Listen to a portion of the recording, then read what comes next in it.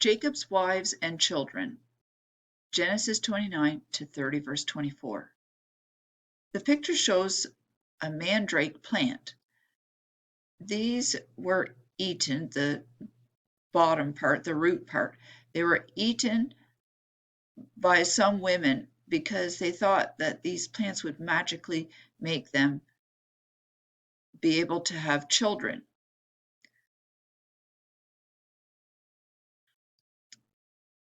Then Jacob went on his journey and came to the land of the people of the east.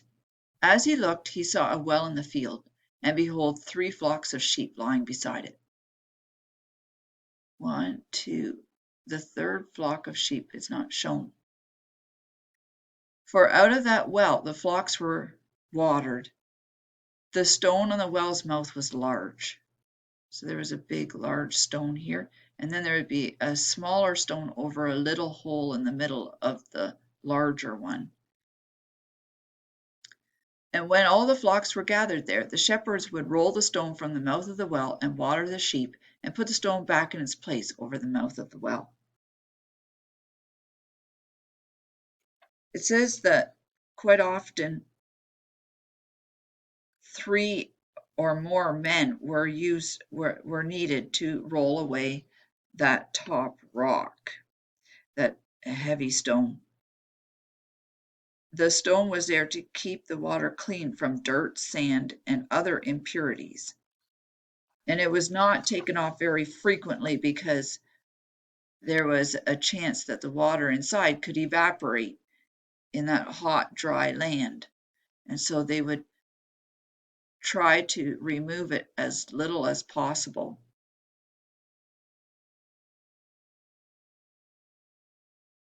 Jacob said to the men who were with the 3 flocks of sheep, "My brothers, where do you come from?" They said, "We are from Haran."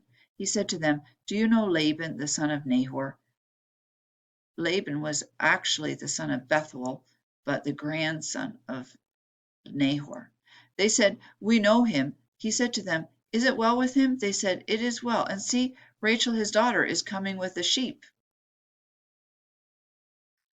This wasn't by chance that Rachel was coming. This was the Lord leading Rachel to Jacob because the Lord wanted Jacob to have a wife and descendants so that he could be faithful to his promise to Abraham and Isaac. He said, "Behold, it is still high day." In other words, it is still noon. It is not time for the livestock to be gathered together. Water the sheep and go, pasture them. But they said, "We cannot until all the flocks are gathered together and the stone is rolled from the mouth of the well. Then we water the sheep."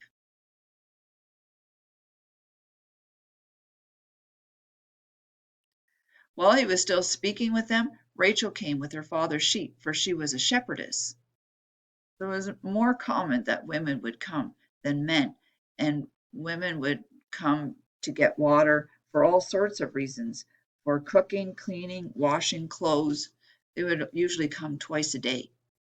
Now, as soon as Jacob saw Rachel, the daughter of Laban, his mother's brother, and the sheep of Laban, his mother's brother, Jacob came near and rolled the stone from the well's mouth and watered the flock of Laban, his mother's brother. Then Jacob kissed Rachel and wept aloud. And Jacob told Rachel that he was her father's kinsman, and that he was Rebekah's son, and she ran and told her father.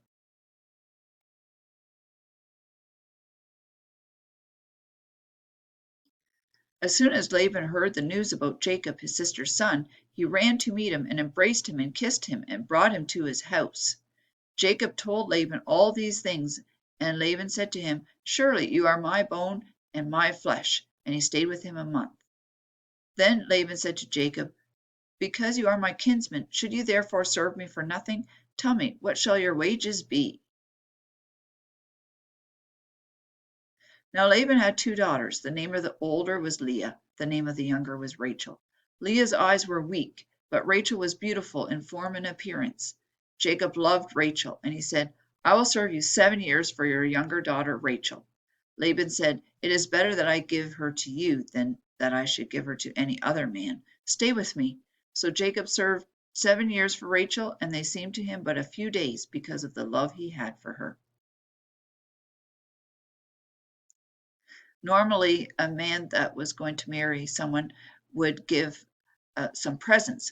Isaac gave Laban and Rebecca's mother, so Rebecca's brother and mother, costly gifts, it says. But in this case, Jacob didn't have anything to offer, so he did the best he could, which was to give him work and serve Laban for 7 years.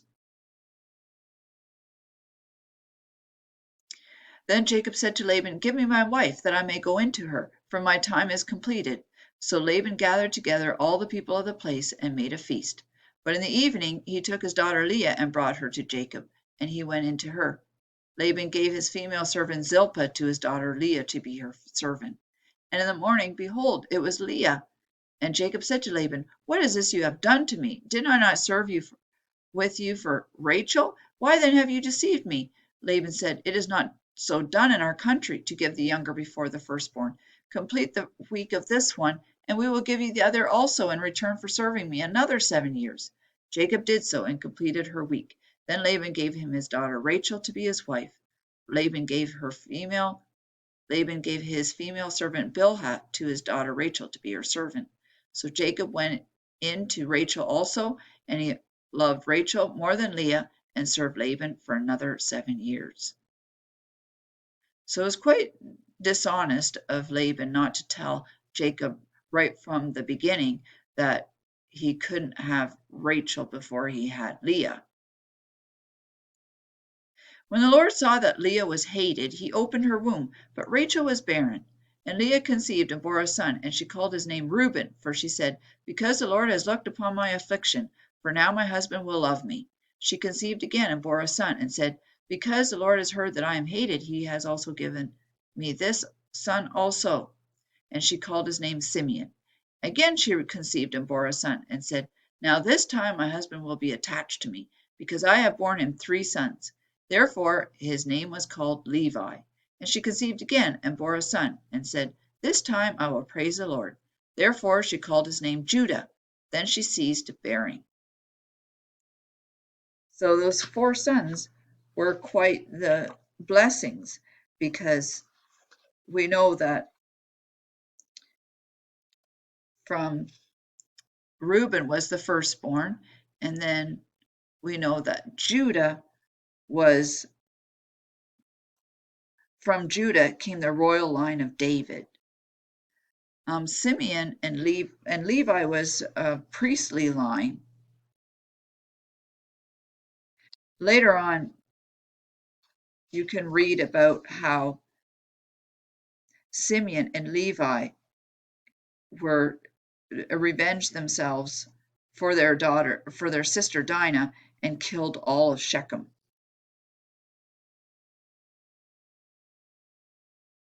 When Rachel saw that she bore Jacob no children, she envied her sister. She said to Jacob, "Give me children, or I shall die." Jacob's anger was kindled against Rachel, and he said, "Am I in the place of God, who has withheld from you the fruit of the womb?"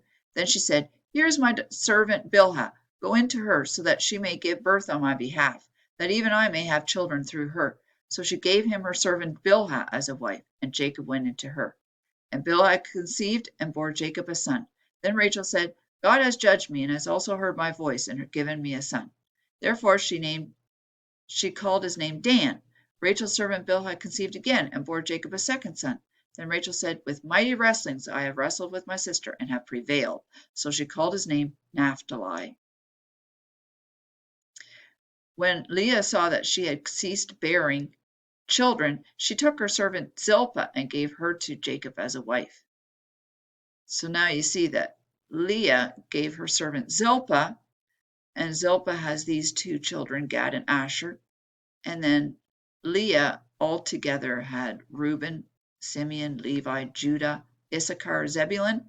And then Rachel's servant Bilhah had Dan and Naphtali, and Rachel had Joseph and later Benjamin. Then Leah's servant Zilpah bore Jacob a son, and Leah said, "Good fortune has come." So she called his name Gad. Leah's servant Zilpah bore Jacob a second son, And Leah said, Happy am I, for women have called me happy. So she called his name Asher. In the days of wheat harvest, Reuben went and found mandrakes in the field and brought them to his mother Leah. Then Rachel said to Leah, Please give me some of your son's mandrakes. But she said to her, Is it a small matter that you have taken away my husband? Would you take away my son's mandrakes also? Rachel said, Then he may lie with you tonight in exchange for your son's mandrakes. When Jacob came from the field in the evening, Leah went out to meet him and said, You must come in to me, for I have hired you with my son's mandrakes. So he lay with her that night. And God listened to Leah, and she conceived and bore Jacob a fifth son. Leah said, God has given me my wages because I gave my servant to my husband. So she called his name Issachar. And Leah conceived again, and she bore Jacob a sixth son. Then Leah said, God has endowed me with a good endowment. Now my husband will honor me because I have borne him 6 sons. So she called his name Zebulun. Afterwards she bore a daughter and called her name Dinah. Then God remembered Rachel, and God listened to her and opened her womb. And she conceived and bore a son and said, God has taken away my reproach, my shame. And she called his name Joseph, saying, May the Lord add to me another son. In those days, it was very shameful for a woman not to have a child. And despite all of the jealousy and fighting in Jacob's household, the Lord was gracious and faithful to his promise, and he began to fulfill the promise that he made to Abraham that a great nation would be born from him.